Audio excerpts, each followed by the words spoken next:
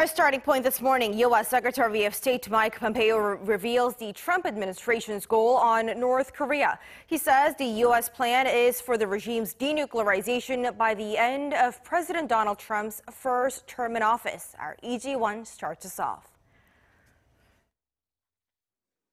The U.S. had been careful to avoid mentioning a specific timeline for North Korea's denuclearization, but U.S. Secretary of State Mike Pompeo has reiterated the Trump administration's previous hopes of achieving the regime's complete, verifiable, and irreversible denuclearization by the end of President Donald Trump's current term in office, which runs until January 2021, and hopes to reach that goal more quickly if possible.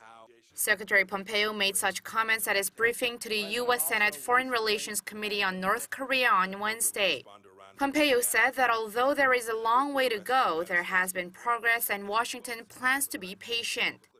We're engaged in patient diplomacy, but we will not let this drag out to no end.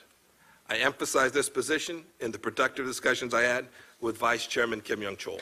President Trump remains upbeat about the prospects for North Korean denuclearization progress. But despite the productive discussions and continued efforts to engage in talks with the North, Pompeo confirmed that the regime continues to make material for nuclear weapons. Senator, I'm trying to make sure I stay on the correct. Yes, that's correct. Yeah. Just trying to make sure I don't cross into classified information. I'm not trying to hesitate. Yes, they continue to produce fissile material.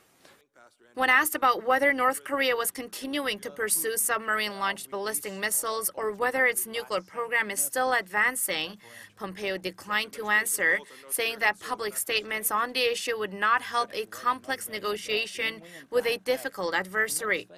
At the hearing, Pompeo also reiterated the importance of North Korea's declaration of its nuclear capabilities, which is one of the key demands from Washington. He said that an initial declaration is vital for the U.S. to verify North Korea's full denuclearization. Lee Ji-won, Arirang News.